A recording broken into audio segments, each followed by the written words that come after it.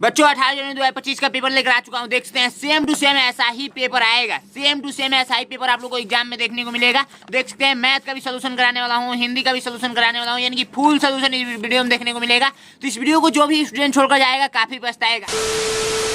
आइए स्टार्ट करता हूँ। देखिए सबसे पहले यहाँ पर रोल नंबर अपना भरेंगे, यहाँ पर परीक्षार्थी का नाम अपना लिख लेंगे, परीक्षार्थी का हस्ताक्षर यहाँ पर अपना सिग्नेचर करेंगे। समय 2 घंटा का मिलेगा, अधिकतम अंक 100 अंक का रहेगा। ठीक है, ये पेपर वो मार्कशीट पे होता है। वो मार्कशीट कैसे भरना है हमारे चैनल पे वीडियो मिल जाएगी। ठीक है, मानसिक योग्यता के आप लोग का 40 प्रश्न देखने को मिलेगा, अंक गणित के 20 प्रश्न देखने को मिलेगा और भाषा परीक्षा के 20 प्रश्न देखने को मिलेगा।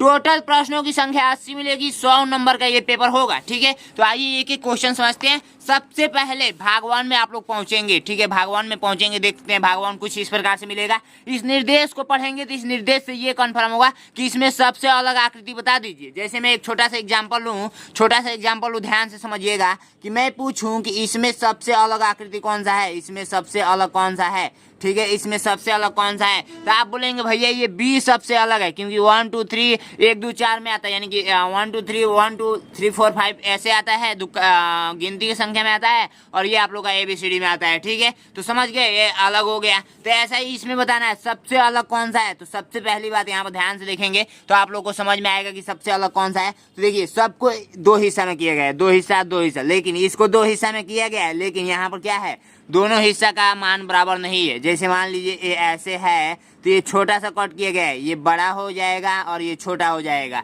तो राइट आंसर आप लोग का बी नंबर। जबकि ये देखिए इधर का हिस्सा बराबर है, इधर का हिस्सा बराबर है, इधर का हिस्सा बराबर है। ठीक है, तो सारी चीजें ऐसा ही आप लोग को ट्रिक करना है। भागवान में इसी टाइप का क्वेश्चन पूछा जाएगा। इसमें कहा जा रहा है सबसे अलग आकृति बता दीजिए, तो इसमें सबसे अलग आकृति आप लोग नहीं बता पाएंगे। बहुत ही आसान है। देखिए कैसे बताएंगे सबसे अलग आकृति। यहाँ पर देखिए, यहाँ पर ये तीर ऐसे है, ये गोला है, ये ऐसे है। ठीक है, यहाँ पर भी ऐसे, इधर उधर। ठीक है, यहाँ पर देखिए, यहाँ पर हुआ ये है ना कि यहाँ पर देखिए ये दोनों एक साइड में कर दिए गए, ये दोनों एक साइड में, जबकि यहाँ पर पास कोई मिला नहीं है। ठीक है, पास कोई मिला नहीं है, यानी कि देखिए सबका अलग अलग है। किसी का मुंह इधर के साइड में है तो किसी का मुंह इधर के साइड में है, लेकिन यहाँ पर देखिए ये दोनों मिल चुके हैं। ठीक है, दोनों मिल चुके हैं, ध्यान दीजिएगा। ठीक है, बी नंबर राइट आंसर। ठीक है, ऐसा ही नेक्स्ट क्वेश्चन करना है। नेक्स्ट क्वेश्चन में ध्यान से देखेंगे कि क्या अंतर है, क्या डिफिकल्ट है। तो यहाँ पर देखिए ध्यान से आप लोग देखेंगे तब समझ में आएगी। ठीक है, ये देखिए ये आप लोग का 2 हिस्सा में किया गया, इधर, ये बीच में है, ये इधर। ठीक है, तो ये देखिए ये आप लोग का ये ऐसे है। ठीक है, इसमें सबसे अलग आकृति कौन सा होगा, ध्यान से देखिए, डी नंबर राइट आंसर आप लोग का हो जाएगा। आप लोग कमेंट बॉक्स में बताएंगे सबसे अलग कौन सा है और क्यों अलग है। देखिए आप लोग का जो अलग है वो आप लोग का बी नंबर है, आप लोग कमेंट करके बताएंगे। ठीक है, तो आप लोग देखिए नेक्स्ट क्वेश्चन में कैसे जानेंगे। नेक्स्ट क्वेश्चन में सबसे अलग आकृति बताना है, तो ध्यान से देखेंगे इसमें सबसे अलग आकृति कौन सा है। तो इसमें आप लोग देखेंगे कि यहाँ पर देखिए ये इसके सिधाई में है और ये ऐसे है, ये ऐसे है और ये ऐसे है, लेकिन यहाँ पर देखेंगे ये ऐसे और ये ऐसे है। ये आकृति तीनों एक जैसे हैं। ठीक है, ये आकृति ABD तीनों एक जैसे हैं, लेकिन इसमें डिफिकल्ट क्या है, ये दोनों ऊपर के साइड में डाल दिया गया है और ये दोनों नीचे के साइड में डाल दिया गया है, जबकि इन आकृतियों में नहीं है। तो सी नंबर राइट आंसर हो जाएगा। आइए भाग 2 में पहुंचते हैं, जो कि बहुत ही मोस्ट इंपोर्टेंट है। यहाँ पर देखिए इसी टाइप के प्रश्न एग्जाम में मिलेगा, यानी कि देखिए इस निर्देश को पढ़ेंगे तो इस निर्देश से ये कंफर्म होगा कि इसके हूबहू इसके जैसे ही आकृति इसमें बता दीजिए। जैसे मैं एक छोटा सा एग्जाम्पल लूँ, ठीक है, तो ये मान लीजिए कि आप लोग का त्रिभुज है और ऑप्शन दे दूँ ABC एंड D। ठीक है, D। अब मैं ऑप्शन में लिख दूं कि मान लीजिए कि आप लोग का वर्ग है, ये आयत है और ये आप लोग का त्रिभुज है और ये आप लोग का वृत्त है। इसमें से कौन सा इसके जैसे दिख रहा है, इसके जैसे कौन सा दिख रहा है, तो सी वाला दिख रहा है ना। ऐसे आप लोग को ट्रिक करना है। ठीक है, तो इसके जैसे कौन आकृति दिख रहा है, सेम टू सेम हूबहू आकृति। तो इसके जैसे हूबहू आकृति आप लोग का ए नंबर में दिख रहा है, जो कि पास है, देख सकते हैं सेम टू सेम एक ही जैसा है। ठीक है, इसके जैसे हूबहू आकृति कौन सा दिख रहा है, तो ये देखिए तीनों गोला है बीच में, तो तीनों के गोला सब में बीच में, ऊपर एक त्रिभुज है, बीच में आप लोग का वर्ग है, फिर त्रिभुज है। तो त्रिभुज वर्ग त्रिभुज त्रिभुज, त्रिभुज वर्ग त्रिभुज, ये भी ऑप्शन मिल रहा है, ये भी ऑप्शन मिल रहा है। अब हम लोग नीचे वाला ऑप्शन मिलाएंगे, त्रिभुज वर्ग त्रिभुज, त्रिभुज वर्ग त्रिभुज।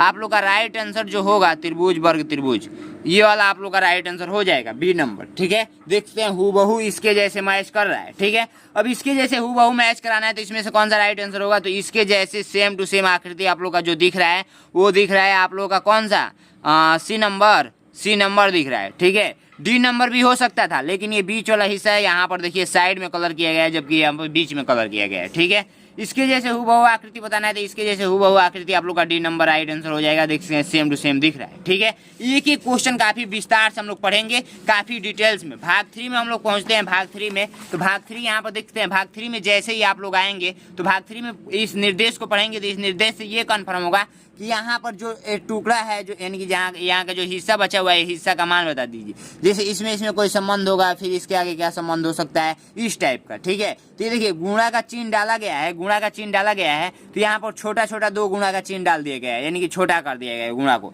यदि ये प्लस बड़ा में है तो छोटा प्लस हो जाएगा, यानी कि राइट आंसर ए नंबर हो जाएगा। बाकी ये सारे भिन्न है, अलग है। ठीक है, जो इसे रिलेट नहीं करते हैं। ठीक है, तो राइट आंसर आप लोग कौन सा हो जाएगा, ए नंबर। ठीक है, इसमें बताना है तो देखिए इसमें बताना है तो सबसे पहली बात कि ये गोला है, फिर त्रिभुज है, फिर वर्ग है, तो फिर दूसरा टाइप का इमेज बनेगा, सेम टू सेम इमेज बनेगा नहीं, ये बनेगा नहीं, ये बनेगा नहीं, क्योंकि ऑलरेडी ये दे रखा है, ये भी ऑलरेडी यहाँ पर दे रखा है, ये भी ऑलरेडी यहाँ पर दे रखा है। जो राइट आंसर होगा वो सी नंबर राइट आंसर हो जाएगा। ठीक है, यहाँ पर देखिए इसको पूरा करना है तो हमेशा आप लोगों ने, मैंने बताया था कि पेंसिल लेकर जाइए एग्जाम में, और यहाँ पर देखिए पेंसिल लेकर जाएंगे तो देखिए ये आकृति, ठीक है, ये नीचे वाला आकृति इस साइड का और इस साइड का आकृति मिलता जुलता है, तो इसके जैसे ही आकृति यहाँ पर मैच कराएंगे। तो इसके जैसे आकृति यदि हम लोग देखें तो आप लोग का बी नंबर को उठाकर रख देंगे, बी नंबर को, तो राइट आंसर हो जाएगा। ठीक है, सारी चीजें कंफर्म हो रही है। अब देखिए यहाँ पर 13 से 31 हुआ है, यानी कि 13 से 31 हुआ है। 13 का उल्टा क्या होता है, 31, और 42 का उल्टा क्या हो जाएगा आप लोग का 24, राइट आंसर डी नंबर। ठीक है, सारी चीजें बहुत ही ईजी है। आइए नेक्स्ट क्वेश्चन को बढ़ते हैं, भाग 4 में पहुंचेंगे तो 4 का निर्देश पढ़ेंगे। इस निर्देश से ये कंफर्म होगा कि जैसे मैं एक छोटा सा एग्जांपल लूँ, छोटा सा एग्जांपल कि जैसे मान लीजिए कि आप लोग का 1 है, 2 है, फिर 3 है, फिर मैं पूछूं कि क्या आएगा, तो आप लोग बोलेंगे भैया 4 आएगा। ठीक है, तो ये ऐसे करके ट्रिक कर लिए। तो ऐसे ही इसमें देखिए 4 गोला है ऑलरेडी, फिर 3 गोला बढ़ा है, फिर 2 गोला बढ़ा है, तो इस बार अगला वाला नेक्स्ट वाला पार्ट में जाएगा तो 1 गोला बढ़ जाएगा, यानी कि ए नंबर राइट आंसर हो जाएगा।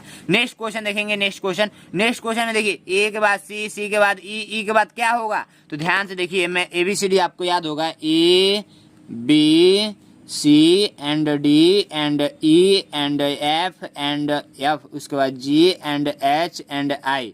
मैं I तक लिख लिया हूँ, ज्यादा दूर तक लिखने की जरूरत नहीं है। E के बाद C हुआ है, यानी कि A के बाद C हुआ है, C के बाद E हुआ है, C के बाद E हुआ है, यानी एक एक छोड़ रहा है, यानी कि बीच वाला एक एक छोड़ रहा है, एक एक छोड़ रहा है। अब जो होगा ई के बाद जी होगा। ठीक है, ई के बाद जी होगा, क्यों, क्योंकि एक को छोड़ देगा, यानी कि एफ को छोड़ देगा, राइट आंसर आप लोग का जो होगा वो जी होगा। सारी चीजें आप लोग को बिल्कुल विस्तार से समझना है, और यहाँ पर एग्जाम में जाकर गलती करके नहीं आना है। बिल्कुल ध्यान से मैं एक एक प्रश्न कराऊंगा, चैनल को सब्सक्राइब कर लेना है। ठीक है, आइए नेक्स्ट क्वेश्चन को बढ़ते हैं। नेक्स्ट क्वेश्चन आप लोगों से कहा जा रहा है कि सेम टू सेम ऐसा ही क्वेश्चन है, इसमें कोई संबंध होगा, फिर इसमें कोई संबंध होगा। तो ये देखिए क्लॉकवाइज घूम रहा है। ठीक है, यानी कि देखिए ये यहाँ पे था तो इस बार यहाँ पर आ गया, इस बार यहाँ पर था तो इस बार यहाँ पर चला जाएगा। इस बिंदु को देखिए, बिंदु को, इससे मतलब नहीं है, बिंदु यहाँ पर थी तो यहाँ पर चली आई, यहाँ पर थी तो फिर इस बार कहाँ पे जाएगी, इस कोने पे जाएगी, जो कि इस ऑप्शन में देख सकते हैं, इस कोने पे गई। अब इस कोने पे है तो इस कोने पे आएगी, तो इस कोने पे किस ऑप्शन में है, तो बाबू एक एक ऑप्शन है, वो आप लोग का डी नंबर है, तो डी नंबर राइट आंसर हो जाएगा। ठीक है, यही सारी चीजें आप लोग को एग्जाम में सीखना है। देखिए यहाँ पे एक गोला है, फिर एक गोला के बाद एगो एक्स बढ़ गया, यानी कि गुणा का चिन्ह बढ़ गया। फिर आप लोगों का एक गोला और ये एक्स, ये वाला मैं इमेज बना रहा हूँ, फिर एक गोला बढ़ गया है। ठीक है, तीसरा वाला में, तो फिर इस बार नेक्स्ट पार्ट में जाएगा तो ऑलरेडी गोला बढ़ चुका है, अब जो बढ़ेगा वो गुणा का चिन्ह बढ़ेगा, तो यही आप लोग का राइट आंसर होगा। तो कौन सा राइट आंसर आप लोग का दिख रहा है, आप लोग का राइट आंसर जो दिख रहा है वो सी नंबर राइट आंसर दिख रहा है। ठीक है, तो आइए हम लोग भाग 5 में पहुंचते हैं। ठीक है, भाग 5 में जो कि बहुत ईजी है, मैथ का भी सोल्यूशन कराने वाला हूँ, एक एक चीजें आप लोग का प्रैक्टिस हो जाएगा। देखिए भाग 5 में निर्देश को पढ़ेंगे, इस निर्देश को, तो इस निर्देश से ये कन्फर्म होगा कि आप इसमें और इसमें कोई संबंध है, इसमें और इसमें क्या संबंध होगा, यही बता दीजिए। तो देखिए गुणा का चिन्ह इसमें टच नहीं किया है, जबकि सेकेंड वाले भाग में टच कर गया है, तो इसमें यही संबंध है कि गुणा का सिंबल इसमें टच कर गया है। एक छोटा सा मैं एग्जांपल लूँ तब समझ में आएगा। जैसे मान लीजिए कि 2 है, 2 का अगला संख्या 3 है, ठीक है, तो ये इसमें संबंध हो गया, ठीक है। अब मैं ऐसे कर दूं और उसके बाद मैं पूछूं 4 का अगला संबंध क्या होगा, तो आप लोग डायरेक्ट बताएंगे। इसमें 1 जोड़ेंगे तो 3 आएगा, तो इसमें 1 जोड़ेंगे तो 5 आएगा, ठीक है। तो ये आप लोग का 5 राइट आंसर हो जाएगा। ये सारी चीज़ें हैं, ठीक है। तो ऐसा ही इसमें करना है। ये देखिए गुणा का चिन्ह यहाँ पर डाला गया है, इसमें टच करा दिया गया है। इस बार प्लस इसमें डाला गया है, तो इस बार प्लस भी ब्रीथ में टच करा दिया जाएगा नेक्स्ट वाले पार्ट में, ठीक है। तो बी नंबर राइट आंसर हो जाएगा, ठीक है। यही इसमें संबंध था छोटा सा। अब इसमें देखिए ये 2 प्लस है और नीचे अंदर के साइड में 3 प्लस है, ठीक है, ठीक है। तो इसको इस बार नेक्स्ट वाले पार्ट में लेकर गया गया है, तो बाहर निकाल दिया गया है। इस वाला में देखिए अब नेक्स्ट वाला पार्ट में अगर ले जाया जाएगा इसमें, तो ये दोनों वृत्त अंदर का जो गोला है वो बाहर निकाल दिया जाएगा। तो दोनों गोला बाहर निकालेंगे तो कौन सा राइट आंसर होगा, देखिए कौन सा राइट आंसर होगा। आप लोग का राइट आंसर जो होगा, 1 मिनट,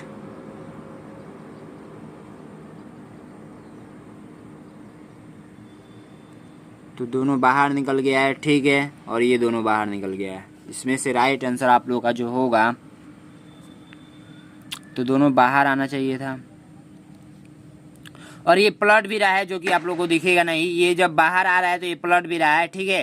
तो ये भी पलटेगा, तो पलटेगा तो 2 जो ये वृत्त है वो बाहर आ जाएगा, ठीक है। लेकिन एक वृत्त और ये भी था तो वो भी बाहर आना चाहिए था, ठीक है। तो आप लोग का राइट आंसर जो हो जाएगा, अगर इस दृष्टि से देखा जाए तो ये बाहर आ जाएगा और ये अंदर चला जाएगा, तो आप लोग का सी नंबर राइट आंसर होना चाहिए था, ठीक है, सी नंबर, ठीक है। तो आप लोग का राइट आंसर सी नंबर। चलिए नेक्स्ट क्वेश्चन पहुंचते हैं। ये देखिए 4 का यदि आप लोग वर्ग करेंगे तो 16 मिलेगा, 4 का वर्ग करेंगे तो 16 मिलेगा, ठीक है। ऐसे भी सोच सकते हैं। बाकी आप लोग देखिए, ध्यान से देखिए, यहाँ पर देखिए 2 का वर्ग किया गया है, 2 का वर्ग किया गया है, तो आप लोग का कितना मिला है, 2 का वर्ग किया गया है तो आप लोग का 4 मिला है, ठीक है। अब यहाँ पर देखिए थोड़ा सा दिमाग क्वेश्चन घुमाया गया है, ठीक है। यहाँ पर देखिए 4 का वर्ग करेंगे तो 16, लेकिन 25 का वर्ग करेंगे तो आप लोग का ज़्यादा आएगा, जो कि इस ऑप्शन में नहीं है, ठीक है। तो यही सारी चीज़ें। अब दूसरा संबंध देखेंगे, क्या संबंध है। तो 2 का वर्ग किया तो 4, अब 3 को छोड़ दीजिए, अब 4 का वर्ग करेंगे तो आप लोग का 16, ठीक है। तो वैसे ही देखिए ये किसका वर्ग है, 5 का है, तो 5 का वर्ग करेंगे तो आप लोग का 25, अब 6 को छोड़ दीजिए, 7 का वर्ग करेंगे तो कितना मिलेगा, तो बाबू 7 का वर्ग करेंगे तो 49 मिलेगा, 49 आप लोग का राइट आंसर, जो कि किस ऑप्शन में है, तो बी नंबर राइट आंसर, ठीक है। यही छोटा सा संबंध है जो कि दिमाग आप लोग का हिला देता। और यहाँ पर देखिए, यहाँ पर हुआ ये है कि 3 गोला था तो 1 गोला बचा, 1 गोला कलर कर दिया गया। अब यहाँ पर देखिए 1 गोला है तो इस पर कितना कोठा आ जाएगा, 3 कोठा आ जाएगा, जो कि कलर कर दिया जाएगा। तो आप लोग का राइट आंसर जो होगा वो होगा डी नंबर। समझ रहे हैं, बिल्कुल समझ रहे होंगे, ठीक है। आइए हम लोग भाग आप लोग 6 में पहुंचते हैं। भाग 6 बहुत ही ईजी है। भाग 6 में आप लोग जैसे ही पहुंचेंगे तो यहाँ पर कहा जा रहा है, इस निर्देश को पढ़ेंगे तो इस निर्देश से ये कन्फर्म होगा कि आप एक काम कीजिए, ये जो खाली स्थान है, यानी कि यहाँ पर देखिए सबसे पहले मैं एक आकृति बनाकर आप लोग को समझाता हूँ। देखिए सबसे पहली बात की, ये कोई आप लोग का संपूर्ण आकृति है जो कि वृत्त है, ठीक है। अगर इस वृत्त को मैं ऐसे बना दूं ऐसे, तो ये आप लोग का संपूर्ण नहीं होगा, ठीक है। और यही का जो संपूर्ण वाला ये जो छोड़ा गया हिस्सा, वही पूछा जा रहा है आप लोगों से, इधर वाला हिस्सा, ठीक है, इधर वाला हिस्सा, ठीक, इधर वाला। ये सारी चीजें समझ में आ रही हैं। तो यहाँ पर जो छोड़ा गया है वही पूछा जा रहा है। तो आप लोग पेंसिल लेकर जाएंगे एग्जाम में, और जब इसको मिलाएंगे तो यहाँ पर देखिए घर वाला आकृति बनेगा, जो कि डी नंबर दिख रहा है। तो डी नंबर को उठा कर रखेंगे तो ये मैच कर डालेगा, ठीक है। अब इसमें देखिए, इसमें क्या किया जा रहा है कि इसको कट किया गया है कि मान लीजिए कि कोई ऐसे वर्ग होगा और इसको काट करके ऐसे निकाल दिया गया है, ऐसे करके मैं एक छोटा सा बना देता हूँ, ठीक है।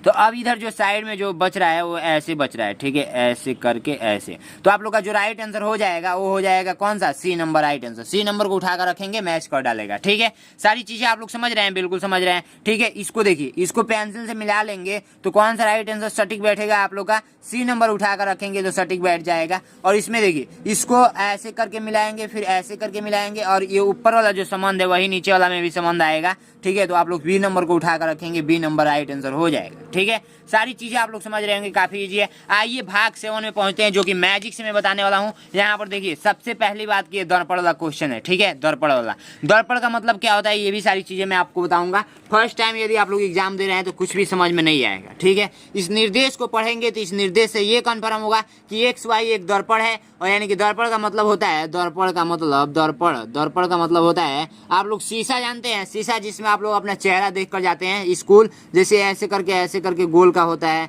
या किसी के घर ऐसे होगा, या किसी के घर अलमारी टाइप का होगा, अलमारी टाइप का, ठीक है। इसमें शीशा लगा होता है, शीशा, इसमें आप लोग अपना चेहरा देखते हैं तो वो आप लोग का चेहरा कैसे दिखता है, सीधा दिखता है, ठीक है, सीधा दिखता है। लेकिन सीधा ये आपके हिसाब से दिख रहा है, लेकिन वो हमेशा उल्टा ही दिखता है, लेकिन आपको लगता है कि सीधा दिख रहा है। बाकी किसी लेटर को लेकर जाइएगा, जैसे मान लीजिए बी है, बी को ले जाकर शीशा में देखिएगा, ये उल्टा दिखेगा। जैसे मान लीजिए दर्पण इस साइड में है, ठीक है, दर्पण इस साइड में है, यदि बी को यहाँ पर रखेंगे तो बी यहाँ पर उल्टा दिखेगा। ये बात आप लोग ध्यान रखेंगे, नहीं विश्वास है तो आप लोग जाकर अभी ट्राई करेंगे, ठीक है। तो ये सारी चीजें हैं, दर्पण वाला क्वेश्चन कुछ ऐसा ही पूछा जाता है। तो आइए इस क्वेश्चन को हम लोग समझते हैं, डायरेक्ट ट्रिक के माध्यम से समझेंगे। सबसे पहली बात कि आपको ए से लेकर जेड तक उल्टा करके अक्षर लिख लेना है, यानी कि शीशा में देख देख कर लिख लेना है और सारी चीजें याद कर लेना है। जैसे मैं लिखूं, ए लिखूं तो ए सेम टू सेम शीशा में ए ऐसा ही ए दिखेगा, बी लिखूं तो बी ऐसा दिखेगा, सी आप लोग का ऐसा बनता है ना सी, तो सी आप लोग का ऐसा दिखेगा, डी आप लोग का ऐसा बनता है ना तो डी आप लोग का ऐसा दिखेगा, और डी के बाद ई आता है ना, ई आप लोग का ऐसा बनता है ना तो ई आप लोग का ऐसा दिखेगा, ठीक है। ई के बाद एफ आता है ना तो एफ आप लोग का ऐसा दिखेगा, यानी कि उल्टा लिख कर याद कर लेना है, यानी कि कैसे उल्टा लिखा जा रहा है। बाकी तो मैं ट्रिक बता देता हूँ, ट्रिक यदि आप लोग इस्तेमाल करेंगे कैसा भी क्वेश्चन सॉल्व हो जाएगा, ठीक है। तो आइए देखिए, इसको सबसे पहले ऐसे हम लोग खींच देंगे, जो कि ये चिन्ह है, जिसको इसी को हम लोग दर्पण बोलेंगे। यही आप लोग का क्या है, शीशा है, ठीक है, यही आप लोग का दर्पण है, यही आप लोग का शीशा है, जिसमें आप लोग अपना चेहरा देख कर जाएंगे एग्जाम देने, ठीक है। तो ये सारी चीजें हैं। बाकी देखिए, इसमें आर लिखा गया है, एम लिखा गया है, जी लिखा गया है, ठीक है, जी लिखा गया है। अब ध्यान इस बात का देना है कि आप लोग क्या करेंगे, पेन को दबाते हुए इसको लिख लेंगे साइड में किसी पन्ने पे। नहीं समझ में आ रहा है तब, समझ में आ रहा है तो डायरेक्ट आप लोग आंसर पे ट्रिक लगा सकते हैं। अब इस पेज को, दर्पण इस साइड में लगा है तो हमेशा पेज को इस साइड में पलटना है। दर्पण यदि नीचे के साइड में मान लीजिए लगा है, ऐसे करके तो इसको ऐसे पेज को पलटना है। कैसे, ऐसे पलटना है, ठीक है। दर्पण इस साइड में लगा है तो इसको ऐसे पलटेंगे, ठीक है। तो आइए मैं पलटता हूँ इसको, ठीक है। तो ये मैं ऐसे पलट दिया, ठीक है। तो पलट दिया तो अब आप लोग देखेंगे पीछे के साइड में ऐसे उगा होगा, तो इसी को उगा देना है, ठीक है, इसी को उगा देना है, ठीक है। ये सारी चीजें, तो राइट आंसर आप लोग का आ चुका है, ठीक है। यही आप लोग का right answer RMG right answer आप लोग का सी नंबर, ठीक है, जो कि हूबहू मैच कर रहा है इससे, उल्टा करेंगे तो, ठीक है। तो ये सारी चीजें हैं। आइए नेक्स्ट क्वेश्चन को बढ़ते हैं। नेक्स्ट क्वेश्चन आप लोग कर लेंगे, जो कि इसको आप लोग उगाएंगे तो आप लोग का कैसा दिखेगा, मैं डायरेक्ट आंसर बताता हूँ। तो इसको देखिए, मैं डायरेक्ट मान लीजिए कि उगा दिया, पेज को मैंने ऐसे पलट दिया, तो मान में ही मैं ऐसे पलट दिया, मछली इधर मुंह हो जाएगा इसका, तो राइट आंसर बी नंबर। इसको मान लीजिए मैं पलट दिया तो इसका राइट आंसर ए नंबर, ठीक है। इसको मैं पलट दिया तो ये देखिए आप लोग का 3 इधर के साइड में आ जाएगा, 8 इधर के साइड में, 2 इधर के साइड में और 1 इधर के साइड में, ठीक है। तो 3821 राइट आंसर जो होगा वो बी नंबर हो जाएगा। मैं ट्राई कर लिया, ऐसे करके मैंने पलट लिया, ठीक है। बच्चों यहाँ तक वीडियो में पहुंच चुके हैं तो आपको सब कुछ समझ में आ रहा होगा, और आप सभी को लिए बहुत ही बड़ा ऑफर है, 249 रुपये में मेरा बैच चलता है, सिलेक्शन बैच, जिसमें आपको new syllabus chapter wise PDF देखने को मिलेगा, रिकॉर्डेड क्लास देखने को मिलेगा, 7 पिछला साल का पेपर देखने को मिलेगा, 8 प्रैक्टिस सेट देखने को मिलेगा, और 400 इंपोर्टेंट क्वेश्चन दिया जाएगा आप सभी को। तो जल्द से जल्द ज्वाइन कीजिए, मात्र 249 रुपये। ज्वाइन करने के लिए आप लोग क्या करेंगे, इस नंबर पे आप लोग व्हाट्सअप करेंगे, तो जल्द से जल्द जाइए व्हाट्सअप कीजिए। व्हाट्सअप पे आपके QR कोड भेजा जाएगा, QR कोड पे आप लोग पेमेंट करके स्क्रीनशॉट भेज देंगे तो आपको ज्वाइन कर लिया जाएगा। Thank you so much. आइए अब नेक्स्ट भाग पे पहुंचते हैं। भाग आप लोग का 8, जो कि मोस्ट इंपोर्टेंट भाग है। इसी में बच्चे सबसे ज्यादा गलत करते हैं। इस निर्देश को जब पढ़ेंगे तो इस निर्देश से ये कन्फर्म होगा कि ये कोई कागज का टुकड़ा दिया गया है, इसको ऐसे फोल्ड किया गया है, इसको फिर ऐसे फोल्ड किया गया है, फिर यहाँ पर 3 हिस्सा में छेद किया गया है, तो कौन सा राइट आंसर होगा। फिर इसको आप लोग बताएंगे, फिर इसको ऐसे करके पूछा गया है। तो आइए मैं किसको ट्राई करके बताऊं, इसको मैं बता देता हूं, ठीक है। तो सबसे पहली बात कि ये मैं कैंची का इस्तेमाल करूंगा यहाँ पे, क्योंकि डायरेक्ट नहीं बताया जा सकता आपको, ठीक है। तो यहाँ पर देखिए, इसको मैं सबसे पहले एक पेज का छोटा सा टुकड़ा लेता हूँ और छोटा सा टुकड़ा को काट कर आपको दिखाऊंगा बिल्कुल विस्तार से। घर पे यदि आपको प्रैक्टिस करना होगा तो एक कैंची आप लोग खरीद लेंगे, ऑर्डर कर लेंगे, ठीक है। ऑनलाइन भी मिलता है, ऑफलाइन भी मिलता है, जाकर मार्केट से एक कैंची ला लेंगे, ठीक है। प्रैक्टिकल जितना करेंगे उतना ही ज़्यादा समझ में आएगा, और रीजनिंग का क्वेश्चन ज़्यादा से ज़्यादा प्रैक्टिस कीजिए बच्चों। ज़्यादा से ज़्यादा जितना ही बच्चे प्रैक्टिस करते हैं उतना ही एग्जाम में तहलका मचा कर आते हैं, और जो बच्चे प्रैक्टिस नहीं करते हैं वो जाकर एग्जाम में गलत करके चले आते हैं। ठीक है, तो यहाँ पर देखिए इसको ऐसे फोल्ड करने के लिए बोला गया, ऐसे ऊपर के साइड से नीचे के साइड में। ठीक है, तो इसको मैंने ऐसे फोल्ड कर दिया। ठीक है, इतना समझ में आ रहा है ना आपको, इतना समझ में आ रहा होगा। ठीक है, अब कहा जा रहा है इसको ऐसे फोल्ड कर दीजिए, इसको मैंने क्या किया, ऐसे फोल्ड कर दिया। अब बाबू कह रहा है कि बीच में एक साइन का चिन्ह बनाया गया है, जो कि यहाँ पर साइन का चिन्ह काट दीजिए। तो यहाँ पर देखिए मैं इसको कट करूँगा। सबसे पहले मैं बना लेता हूँ वो फिगर, ऐसे करके कट किया गया है। ठीक है, तो अब मैं इसको कट करूँगा कैसे, ध्यान देना होगा इस बात का। तो देखिए इसको अगर देखिए कैंची से काटना मुश्किल है, क्योंकि ये बीच वाला हिस्सा उड़ाना है जितना मैं कलर किया हूँ। ठीक है, तो इसको कुछ माइंड लगाएंगे। तो माइंड यही है ना कि एक काम कीजिए, ऐसे फोल्ड कर दीजिए। ठीक है, ऐसे फोल्ड कर दीजिए और बाकी यहाँ पर छोटा सा टुकड़ा एक उड़ा दीजिए। एक बार सोच लूँ। ठीक है, ठीक है, ऐसे कट करना है हमको। ठीक है, ऐसे कट करना है।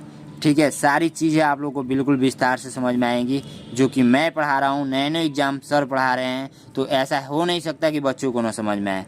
बिल्कुल मैं तहलका मचाऊंगा इस बार। ठीक है, तो ये देखिए मैं यहाँ का पार्ट उड़ा देता हूँ।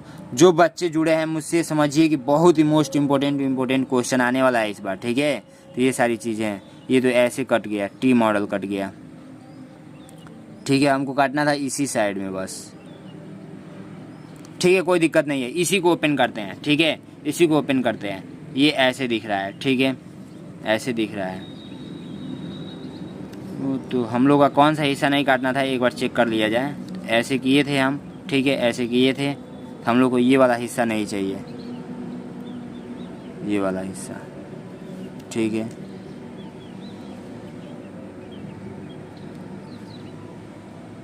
हाँ ठीक है। तो पेन जो लगाया हूँ वो वाला हिस्सा नहीं चाहिए। तो हम लोग का ये जो मुंह मोड़ रहा है, ये वाला हम लोग को ओनली हिस्सा चाहिए था। ठीक है, ध्यान से देखिएगा। ठीक, ये वाला हिस्सा।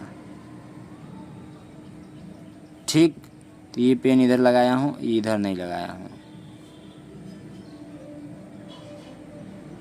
ऐसे चाहिए था ना। तो ये देखिए कौन सा राइट आंसर हो जाएगा, आप लोग का राइट आंसर बी नंबर हो जाएगा। ठीक है, ऐसा ही आप लोग को एग्जाम में जाकर ट्राई करना है, चूंकि बहुत ही डिफिकल्ट क्वेश्चन पूछा जाता है। तो घर पे आप लोग प्रैक्टिस ज़्यादा से ज़्यादा करेंगे। ठीक है, तो ये सारा क्वेश्चन आप लोग देख लीजिए। 29 नंबर, 30 नंबर, 31 नंबर और 32 नंबर पर आप लोग कमेंट करेंगे। ठीक है, घर पे प्रैक्टिस करके। बाकी आइए नेक्स्ट क्वेश्चन सॉल्व कराते हैं। ठीक है, अब इसको मैं काट पीट करके दिखाना स्टार्ट कर दूंगा, टाइम लगेगा। ठीक है बच्चों, तो आइए अब बाकी आगे का सब कुछ सोल्यूशन कराऊंगा। ठीक है, यहाँ पर देखिए भाग 9 में जैसे ही पहुंचेंगे, भाग 9 में। ठीक है, तो भाग 9 में आप लोगों से ये क्वेश्चन कहा जा रहा है कि जब इस निर्देश को पढ़ेंगे तो इस निर्देश से ये कंफर्म होगा कि आप बता दीजिए कि इस टुकड़े से कौन सा टुकड़ा यानी कौन सा घर बनाया गया है। ये छोटा छोटा आप लोग को ईंट का टुकड़ा दिया गया है, इस ईंट के टुकड़े से कौन घर बनाया गया है, यही आप लोग को बताना है। जैसे मान लीजिए एक छोटा सा मैं एग्जाम्पल लूँ, जैसे मान लीजिए कि आपको ऐसे दे दिया गया, ऐसे।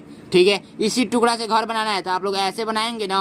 अब ये नहीं ना करेंगे कि ऐसे घर बन जाएगा, इससे ऐसे बिल्कुल भी नहीं बन पाएगा, क्योंकि ईंट का टुकड़ा आप लोगों को ये दिया गया था। ठीक है, तो इसी तरह ये जो टुकड़ा दिया गया है, इसी टुकड़ा का प्रयोग करना है। तो ये देखिए ये टुकड़ा आप लोग का यहाँ पे दिख रहा है, और ये टुकड़ा आप लोग का ऊपर के साइड में दिख रहा है, और ये टुकड़ा इधर के साइड में दिख रहा है, और ये टुकड़ा इधर के साइड में। ए नंबर राइट आंसर हो जाएगा, जो कि बहुत ही टॉप क्वेश्चन था। टॉप नहीं, इजी ही बोल सकते हैं। ये नंबर राइट आंसर। ठीक है, ये 4 टुकड़ा दिए गए, कहाँ पे प्रयोग किया गया है यही आप लोग को बताना है। तो 4 टुकड़ा जो ये है, वो 4 टुकड़ा का प्रयोग सीधा सीधा दिख रहा है बाबू, डी नंबर में प्रयोग किया गया है। 1 2 3 4। ठीक है, ध्यान से देखेंगे तो इस टुकड़ा का प्रयोग कहाँ पे किया गया है, तो इस टुकड़ा का प्रयोग आप लोग का जो किया गया है, उस टुकड़ा का प्रयोग यहाँ पर देखिए, एक हिस्सा ये है और एक हिस्सा ये है और एक हिस्सा ये है और एक हिस्सा ये है। तो क्या ये वाला राइट आंसर होगा? नहीं बाबू, गलती मत कीजिएगा, ऐसे करके टिक कर देंगे, गलत हो जाएगा।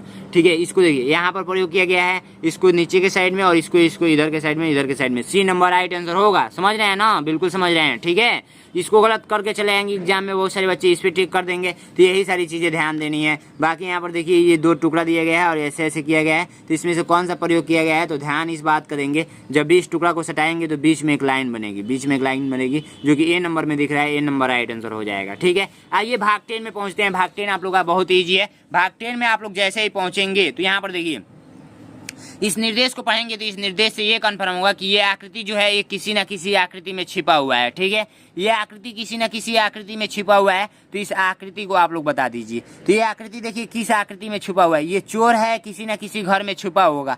तो ये चोर किस घर में छुपा हुआ है, तो ध्यान से देखेंगे बाबू, ये ऐसे करके ऐसे बनाया गया है। तो ये देखिए ऐसे करके ऐसे करके ऐसे करके ऐसे करके बनाया गया है, जो कि इसमें छिपा हुआ है। ठीक है, एकदम ध्यान से देखेंगे तब समझ में आएगा। इसको देखेंगे तो इस बार समझ में आ जाएगा। ये देखिए ये आकृति आप लोग का कहाँ पे छुपा हुआ है, यहाँ पर छुपा हुआ है। ये देखिए ये ऐसे करके ऐसे करके ऐसे किया गया है। ठीक है, तो ये आकृति यहाँ पर छुपा हुआ है। ये आकृति किस आकृति में छुपा हुआ है, तो आप देखिए ध्यान से जब देखेंगे तो आप लोग का राइट आंसर जो हो जाएगा वो सी नंबर हो जाएगा, जो कि यहाँ पर दिख रहा है। ठीक है, ये आकृति सी नंबर में छिपा हुआ है। अब बोलेंगे भैया बी में भी तो छुपा हुआ है, लेकिन ये देखिए छोटा सा हिस्सा किया गया है, छोटा सा ये एफ नहीं बनाया गया है, बड़ा सा एफ बनाया गया है। ये वाला लाइन और ये वाला लाइन आप लोग को मैच करेगा। अब ये आकृति किस आकृति में छुपा हुआ है, तो ये आकृति पहली बात की आधा किया गया है, आधा। तो ये आधा जिसमें होगा उसी में होगा राइट आंसर। ये वाला आधा डी नंबर में है, जो कि राइट आंसर आप लोग को दिख रहा है। ठीक है, तो आइए मैथ का सोल्यूशन करेंगे, जो कि काफी ईजी है। यहाँ पर देखते हैं मैथ का सोल्यूशन। मैथ बच्चों यहाँ तक वीडियो में पहुंच चुके हैं तो आपको सब कुछ समझ में आ रहा होगा। और आप सभी को लिए बहुत ही बड़ा ऑफर है,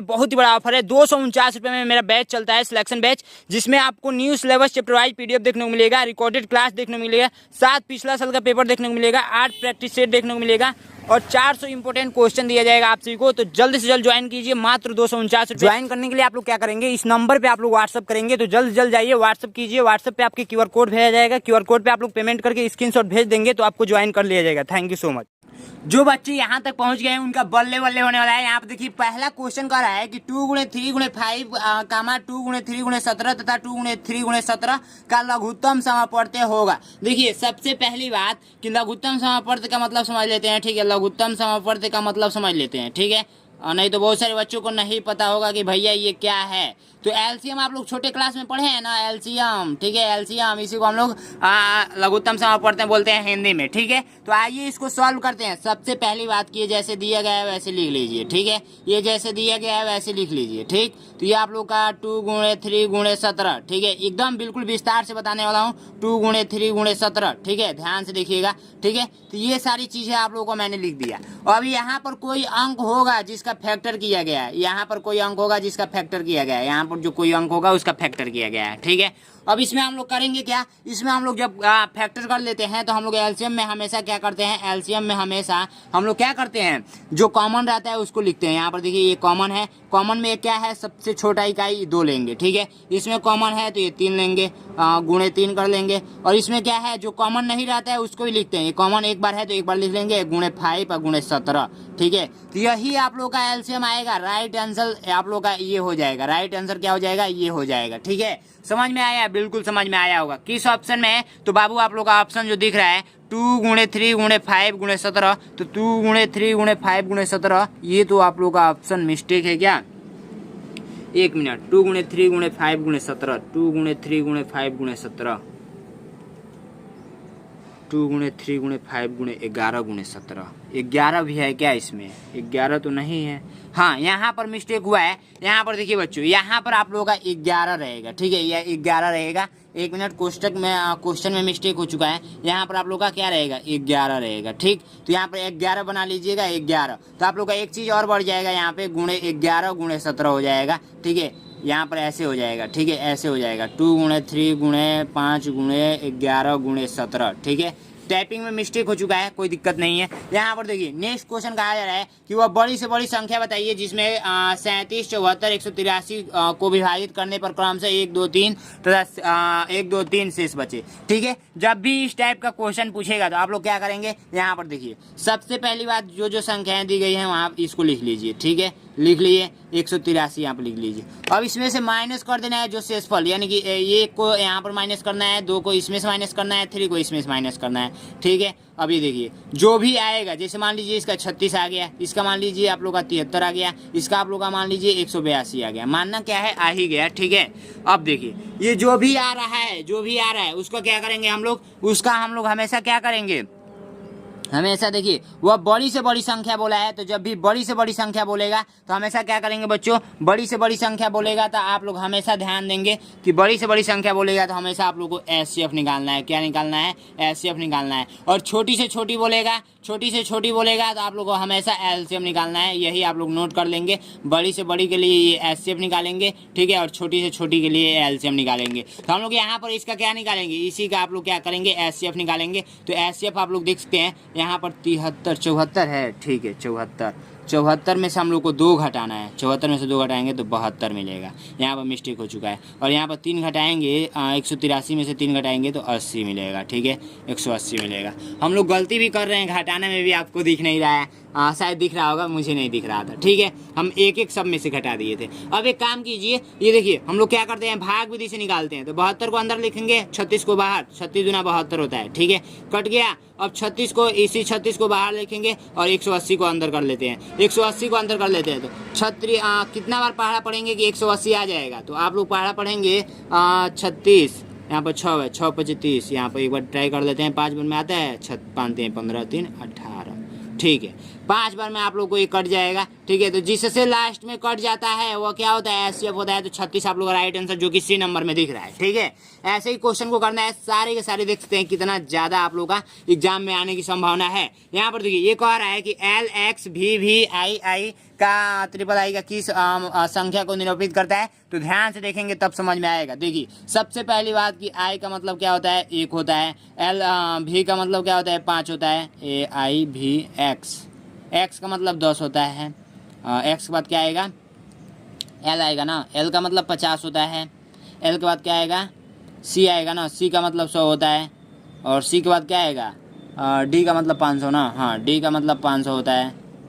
और M का मतलब शायद 1000, ठीक है। बहुत दिन पढ़े हुए मुझे हो गया तो आपको बता रहा हूँ, तो गलती होगा तो वहाँ पे आप लोग बताइएगा। इसका मतलब होता है बार, बार का मतलब 1000 गुना, ठीक है, 1000 से गुणा करना है। अब ये देखिए इतना जब आप समझ गए तो ये भी समझ जाएंगे। L का मतलब हमने क्या बताया, 50 बताया था, 50 यहाँ पर लिख लीजिए। और X, डबल X का मतलब क्या हो जाएगा, XX यानी कि 2 X, तो यहाँ पर 2 X का मतलब 20 हो गया, ठीक है।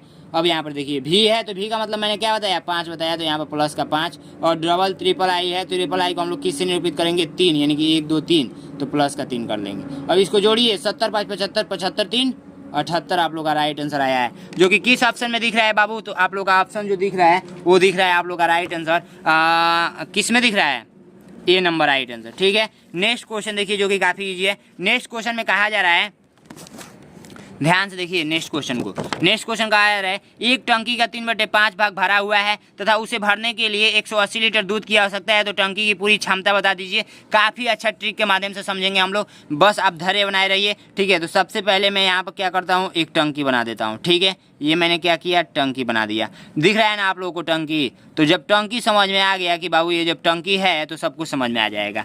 3/5 का मतलब ये संपूर्ण हिस्सा है, ये संपूर्ण हिस्सा है, यानी कि इसको 5 हिस्सा में डिवाइड कीजिए। तो 5 हिस्सा में डिवाइड कर देता हूँ। एक हिस्सा ये हो गया, 2 हिस्सा हो गया, 3 हिस्सा हो गया, एंड 4 हिस्सा हो गया, एंड 5 हिस्सा हो गया। अब इसमें कहा क्या जा रहा है, 3/5 भाग भरा हुआ है, यानी कि 3 हिस्सा भरा हुआ है। अब 5 में से 3 भरा हुआ है, तो कितना खाली है, 2/5 भाग खाली है, यानी कि 5 में से 3 को घटा देंगे तो 2 बचेगा, 2/5 भाग खाली है। तो 3 भाग पहले मैं इसको भरता हूँ। तो सबसे पहले नीचे से पानी भरेगी, तो नीचे से मैं पानी को भरता हूँ। ध्यान से देखिएगा कैसे ये पानी भर रहा है, मैजिक कैसे होगा अभी सब कुछ बताऊंगा, ठीक है। अब कहा जा रहा है कि तथा उसे भरने के लिए 180 लीटर दूध की आवश्यकता है।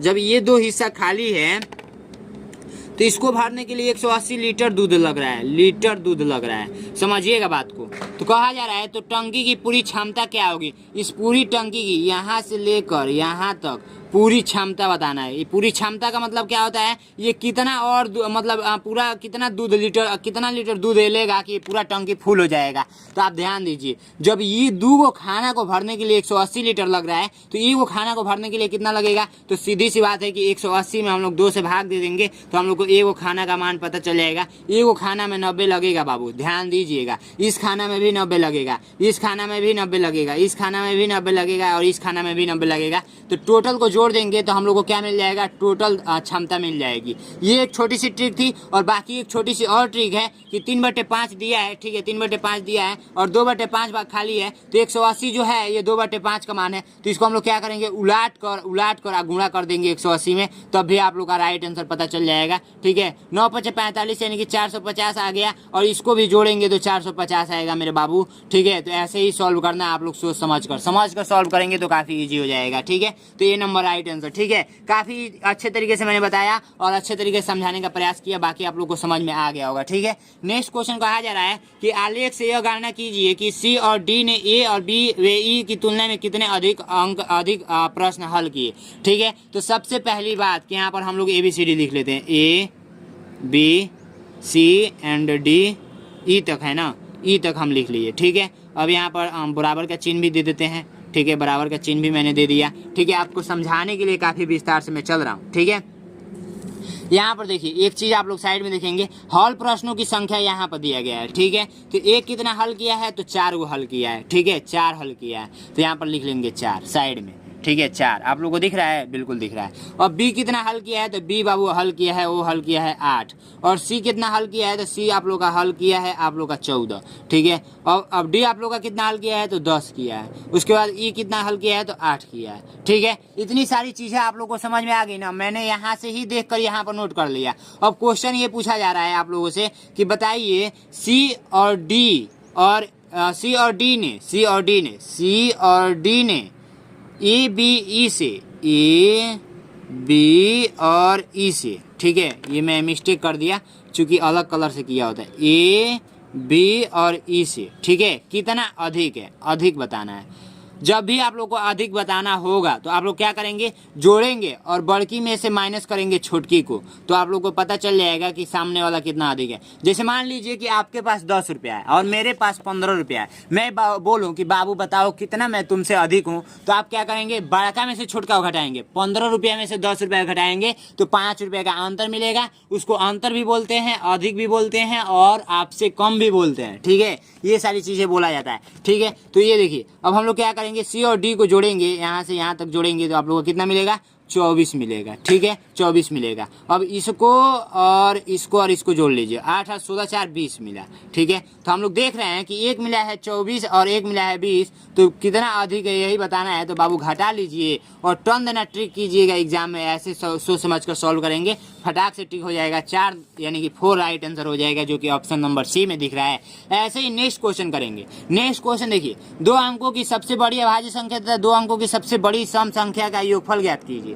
अब बताइए कि आपको अभाज्य संख्या ये सब पढ़े रहेंगे तभी तो पता होगा। तो एक चीज़ आप लोग नोटिस करेंगे, ध्यान दीजिएगा। ठीक है, सबसे पहली बात कि आपको इतनी चीज़ें पता होनी चाहिए, अंक, प्राकृतिक संख्या, ठीक है, पूर्ण संख्या, सम संख्या, विषम संख्या, ठीक है, विषम संख्या, अभाज्य संख्या, भाज्य संख्या, उसके बाद से आप लोग का है, छोड़िए आगे भी बढ़ें, क्रमागत संख्या, क्रमागत, ठीक है, क्रमागत संख्या, और आगे जाएं और आप लोग का अभाज्य संख्या होता है, अभाज्य संख्या।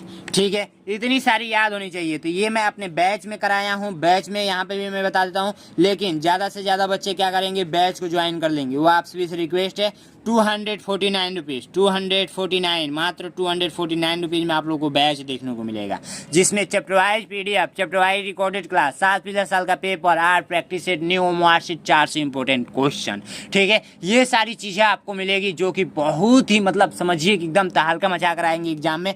ठीक है, और यहाँ पर अभी मैं इसको समझा देता हूँ, तो पहले ये समझ लीजिए। ठीक है, ये देखिए अब मैंने क्या क्या बता दिया, 249 में इतनी सारी चीज़ें मिलेगी। अब आप लोगों का ऐप नेम बता देता हूँ, ऐप नेम, ठीक है, नैनो एग्जाम ऐप आप लोग डाउनलोड कर लेंगे, या एक तरीका ये है, यहाँ से डाउनलोड करके ज्वाइन कर लीजिए। ठीक है, अगर नहीं समझ में आ रहा है तो आप लोग क्या करेंगे, व्हाट्सअप कर लेंगे। व्हाट्सअप पे करेंगे तो अपने पापा या मम्मी जी से बात कराना होगा, तो 93 36 56 81 64 पे आप लोग को व्हाट्सअप करना होगा। ठीक है, तो इतनी सारी चीज़ें समझ में आई। आइए अब अंक को समझाते हैं।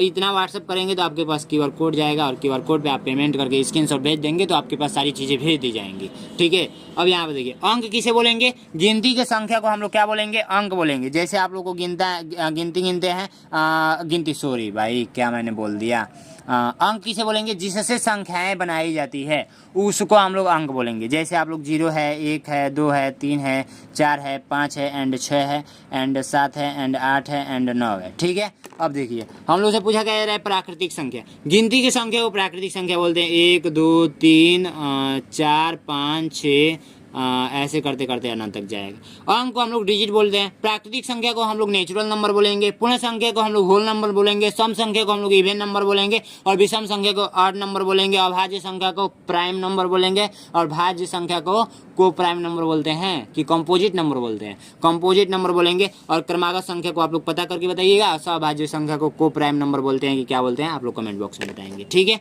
पूर्ण संख्या प्राकृतिक संख्या के शुरू में हम लोग 0 बढ़ाकर लिख देते हैं, आप लोग का पूर्ण संख्या कहलाएगा। ठीक है, सम संख्या जिसमें 2 से पूरा भाग लग जाए उसे हम लोग सम संख्या बोलेंगे। जैसे 2 4 6 8 ऐसे करके आप लोग का अनंत तक जाएगा। ठीक है, विषम संख्या जिसमें 2 से पूरा भाग नहीं लगेगा उसे हम लोग विषम संख्या बोलेंगे। 1 3 5 7 ऐसे करते करते अनंत तक जाएगा। अभाज्य संख्या एक और स्वयं से कटने वाली जितने भी संख्याएं हैं वो आप लोग अभाज्य संख्या कहलाएंगे। जैसे 2 3 5 7 ऐसे करते करते अनंत तक जाएगा। भाज्य संख्या जो एक और स्वयं को छोड़कर किसी अन्य संख्या से भी विभाजित हो रहा है उसे हम लोग क्या बोलेंगे, भाज्य संख्या बोलेंगे। तो भाज्य संख्या आप लोग का राइट आंसर कैसे पता करेंगे, देखिए भाज्य संख्या 4 6 8 9 ऐसे करते करते अनंत तक जाएगा। ठीक है, क्रमागत संख्या जो क्रम से संख्याएं आती है उसे हम लोग क्रमागत संख्या बोलते हैं। जैसे एग्जाम्पल ग्रुप में आप लोग का हो जाएगा 1 2 3 और दूसरा एग्जाम्पल एक लिया जाए तो 2 4 6 ऐसे करते करते ये भी आप लोग का बहुत सारी संख्या होती है। सभाज्य संख्या जिसका HCF